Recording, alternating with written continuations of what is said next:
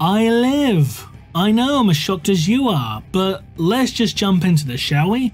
Let's talk about the short story Shadow of the Past from the Sons of the Emperor anthology. Now in this story, the Word-Bearers, following the events of the Horus Heresy, are in the midst of constructing a great temple fortress on a demon world within the Eye of Terror, and as they're doing so, a shadowy demonic entity is slowly picking off members of the Legion one by one.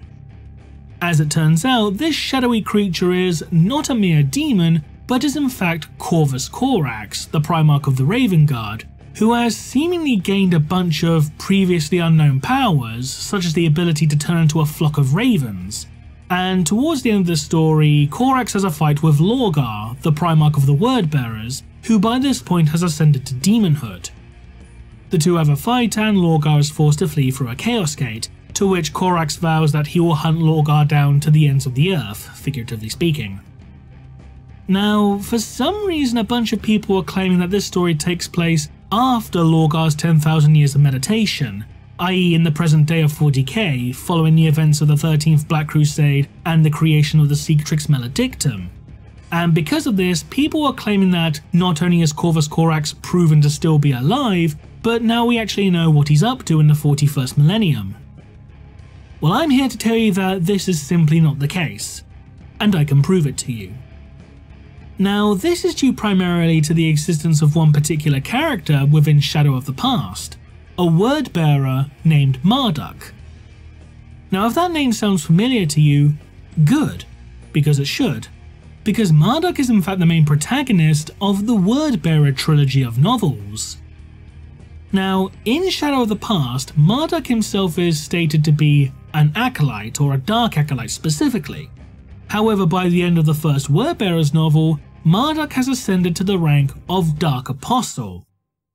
Now, a Dark Apostle is basically a chaplain, but in the case of the Word-Bearers, it's also something equivalent to a captain as well, if I'm remembering correctly.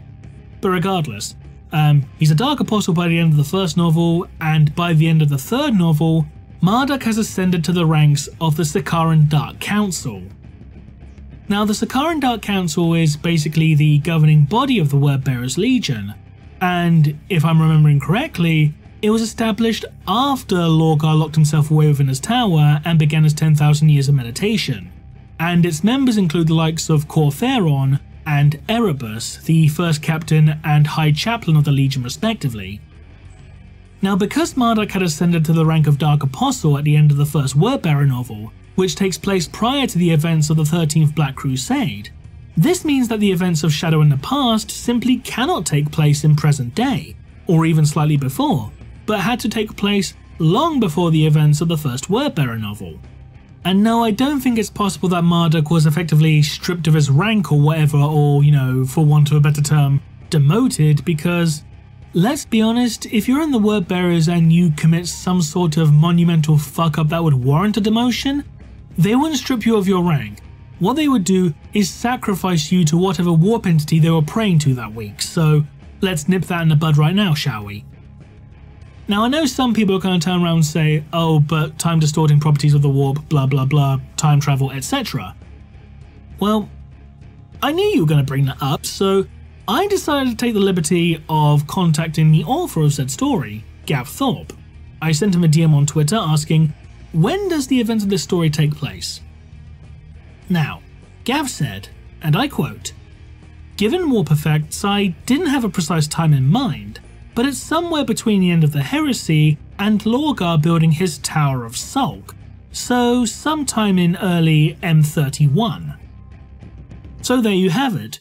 The events of Shadow in the Past do not take place in present day, but in fact M31, and as a result, we do not have any proof for Corvus Corax still being alive. In fact, because Lorgar had remained locked within his tower undisturbed for the past 10,000 years, and Corax had vowed to hunt Lorgar basically until the end of time, this means that either Corax simply hasn't found Lorgar's tower yet, which is entirely possible, the warp is a big place after all, or Corax may have simply been killed during his journey through the warp, possibly by another one of the Daemon Primarchs perhaps. Or maybe Corax had instead been captured by someone, who knows? But the odds of us finding out anytime soon are, let's be honest, slim to none. Now, some of you are probably thinking, well, this video was an entirely pointless waste of time, and you're probably right, but I hope it was an enjoyable waste of time. So, regardless, Corax and Lorgar did not fight during the present day of 40k that we're aware of.